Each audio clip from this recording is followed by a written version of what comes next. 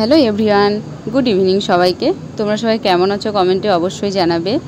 আর এখন এত গরম পড়ছে, মানে এই গরমের মধ্যে সাজুগুজু করে কোথাও যাওয়া মানে বিশাল ব্যাপার। এত গরম লাগে, তার মধ্যে যদি একদম টপ ফ্লোরে থাকা যায়, এসি বেসি কোনো কিছুই যদি না থাকে তাহলে তো আরও সেই কষ্টের ব্যাপার। এর থেকে গ্রাম অনেক ভালো, সত্যি কথা বলতে। তো আমরা আজকে দুজনেই সাজুগুজু করে বেরিয়ে পড়ছি, মানে একটু পূজা টুজা ঘুরবো, তো হচ্ছে ঘোরাঘুরি করব, খাওয়া দাওয়া করব, সেজন্য আমরা বেরিয়ে গেছিলাম। তো প্রথমে আমরা টোটো ধরে চলে গেছি হচ্ছে পানি ট্যাঙ্কি মোড়ের ওখানটায়। তো পানি ট্যাঙ্কি মোড়ের ওখানটায় যে মণ্ডপটা বানিয়েছে, তো সেটার আমি থিমটা সত্যি কথা বলতে বুঝতে পারিনি। তোমরা যদি কেউ জেনে থাকো তাহলে অবশ্যই জানিও আমাকে। আর এখানটা হচ্ছে বাইরে কি দিয়ে বানিয়েছে আমিও সেটা বুঝতে পারিনি। তো তারপরে ভিতরে গিয়ে দেখলাম যে বইয়ের পাতা দিয়ে হচ্ছে মানে গাছের মতো আর কি বানানো হয়েছিল। তো সেখান থেকে দেখে তারপরে আমরা বেরিয়ে যাই। আর যেহেতু আজকে আমরা স্কুটিটা নিয়ে আসিনি, তো সেজন্যই হচ্ছে আমাদের হেঁটেই আর কি রওনা দিতে হলো। তো বর পুরো খেপে গেছিলো যে তোমার কথা ধরেই আমি স্কুটিটা আনলাম না, এখন আমাকে হাঁটতে হচ্ছে অনেকটা রাস্তা। যাই হোক, ওকে অনেক মানে বুঝিয়ে টুঝিয়ে আমি তারপরে দুজনে মিলে আমরা হেঁটে হেঁটে রওনা দিই। তো পানি ট্যাঙ্কি থেকে প্রায় আমরা হচ্ছে অনেকটা রাস্তা হেঁটে গেছিলাম ঘুঘুমালিতে, মানে রবীন্দ্র সংঘতে। তো সেখানটায় যে মণ্ডপটা তৈরি করা হয়েছিল সেটা পুরোপুরি মানে বাবাকে আর কি মেনশন করা হয়েছে, বাবা আর মাকে মেনশন করে সেই মণ্ডপটা তৈরি করা হয়েছিল। তো প্রথমে আমি ভাবছিলাম যে মণ্ডপটা হয়তো অতটাও ভালো না, কারণ এই লাল বাড়িটা দেখে আমরা সবাই হয়তো মানে ভুল করে বসি যে লাল বাড়িটা এটা একটা অন্য মানুষের বাড়ি, একটা সাধারণ মানুষের বাড়ি, কিন্তু অ্যাকচুয়াল সেটা না। এটা হচ্ছে মণ্ডপেরই আর কি মানে কাঠ টাট দিয়ে বানানো আর কি একটা মণ্ডপ, মানে বাড়িটাকেই আর কি মেনশন করা হয়েছে। বাবা মা বাচ্চা মানে বাবা মা কতটা হচ্ছে স্যাক্রিফাইস করে, কতটা কষ্ট করে একজন সন্তানকে মানুষ করে, সেটাই এখানে তুলে ধরা হয়েছিল। তো সেখানটায় ঢোকার জন্য এত বড় লাইন তোমরা দেখতে পাচ্ছ, এত বড় লাইন, কিছুতেই লাইন আর শেষ হচ্ছে না। আমার বর তো পুরো খেপে গেছে যে এত বড় লাইন দিয়ে ঢোকার কোনো মানেই হয় না। তো তাও আমরা হচ্ছে লাইনে দাঁড়িয়ে পড়েছিলাম, মানে অনেকটা লাইন, মানে কি বলবো, এত বড় লাইন, ঢোকার জন্য প্রচুর বড় লাইন দিতে হয়েছে। তারপরে ফাইনালি আমরা ঢুকি। তো এখানটায় দেখানো হয়েছে বাবাকে যে কত হচ্ছে মালপত্র নিয়ে বহন করে মানে টাকা উপার্জন করে, তো সেটাই হচ্ছে সেখানটায় তুলে ধরেছিল। তারপরে অন্যদিকে হচ্ছে মা কিভাবে তার সন্তানকে মানুষ করে, মা কতটা স্যাক্রিফাইস করে, কত কিছু সহ্য করে একজন মা হচ্ছে তার সন্তানকে লালন পালন করে, সেটা দেখানো হয়েছে। মানে থিমটা, অ্যাকচুয়াল থিমটা মানে খুবই ভালো লাগছে আমার আর কি, যে একজন বাবা মাকে নিয়ে আর কি সম্পূর্ণটা বানানো হয়েছিল। তো থিমটা আমার বেস্ট লেগেছে। হয়তো ভিতরে জিনিসগুলো একটু টুকটাক কম বানিয়েছিল, কিন্তু থিমটা বেস্ট ছিল।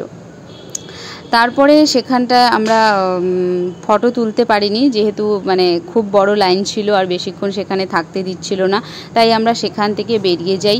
আর সেখান থেকে বেরিয়েই হচ্ছে বাইরে অনেক চাট ফুচকা অনেক কিছুই মানে ছিল। তো ভাবলাম যে একটু খিদা পাইছে, তাই একটু হচ্ছে আমরা দই চাট আর কি খেলাম, দই পাপড়ি চাট শুদ্ধ। তো সেটা আমরা খেয়ে তারপরে আমরা বেরিয়ে যাই। এবার সেখান থেকে কিছু দূর এগিয়েই হচ্ছে রথখলার মণ্ডপ। তো সেখানটায় আমরা মানে পপকর্ন আর চিপস খেতে খেতেই হচ্ছে হেঁটেই রওনা দিই।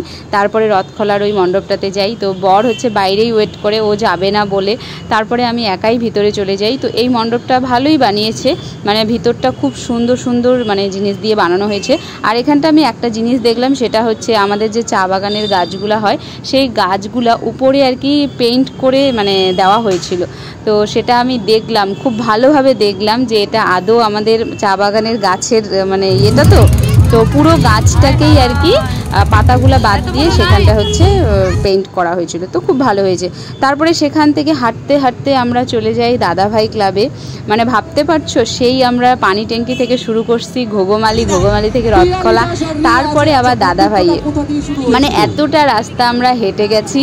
আমার বর তো পুরো খেপে গেছে, তার মধ্যে এত গরম। ও বলছে এত সাজুগুজু করছি আমি, আর তুমি আমাকে এতটা রাস্তা হেঁটে নিয়ে আসলে, তোমার কথা ধরতে হয় না, স্কুটিটা নিয়ে আসলেই ভালো করতাম। যাই হোক, অনেক বকুনি খেতে হয়েছে, কিন্তু তাও আর কি মজা তো আর মানে ছাড়া যায় না। তারপরে সেখানে গিয়েও এত বড় লাইন, তোমরা তো দাদাভাই ক্লাবে অনেকেই যাও, অনেকেই আসছো হয়তো, তো সেই জায়গাটা প্রচুর ভিড় হয়, মেলা হয়, তো এত মানে ভিড়, সেখানটায় লাইন দিয়ে দিয়ে যেতে হয়। তো তারপরে আমরা লাইন দিয়ে দিয়েই সেখানটায় পৌঁছাই। তো সেখানকার থিমটা অ্যাকচুয়াল আমি বুঝতে পারিনি, তো তোমরা যদি কেউ জেনে থাকো তাহলে অবশ্যই আমাকে কমেন্টে জানিও। আর তোমরা কে কে এই মণ্ডপগুলোতে গিয়েছো সেটাও অবশ্যই জানিও। এবারে বৃষ্টিটা হলে হয়তো মানুষজন এত ঘোরাঘুরি করতে পারতো না, তাও গরমটা ছিল, মানে গরম থাকলেও অ্যাটলিস্ট ঘোরাঘুরিটা করতে পেরেছে। তো তারপরে হচ্ছে আমরা সেখান থেকে বেরিয়ে যাই। এবার আমার বর আমাকে অনেকক্ষণ ধরে বলতেছে যে এখানটায় মেলাতে মানে নাগরদোলা আছে, তো বলছে যে নাগরদোলাতে ওঠো, আমিও উঠবো। তো আমার এত ভয় লাগে, আমার মনে হয় যে আমি নাগরদোলা থেকে পড়েই যাব, হার্ট অ্যাটাক হয়ে হয়তো আমি মরেই যাব, এরকম মনে হয়। যার জন্য আমি কোনোদিনও নাগরদোলায় উঠি নাই আজ পর্যন্ত, কারণ আমার প্রচণ্ড ভয় লাগে, মনে হয় যে ওখান থেকে আমি পড়েই যাব। আর এত উপরে উঠায় মনে হয় জিভটা নাই হয়ে যায়, সেই জন্য আর আমি কোনোদিনও উঠিনি, আর উঠতেও চাই না বাবা, জীবনটা অনেক দামি।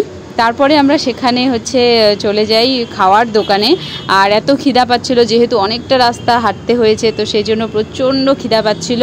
তো অনেক দিন পর আজকে একটা এগরোল আমি খেয়েছি, আর বর খাবে বললো, তো তারপরে আমিও ভাবলাম যে আমিও খাই, অনেক দিন ধরে ইচ্ছা করতেছিল, তো যেহেতু আমি অনেক দিন ধরে খাইনি তাই ভাবলাম যে আজকে খেয়ে নিই।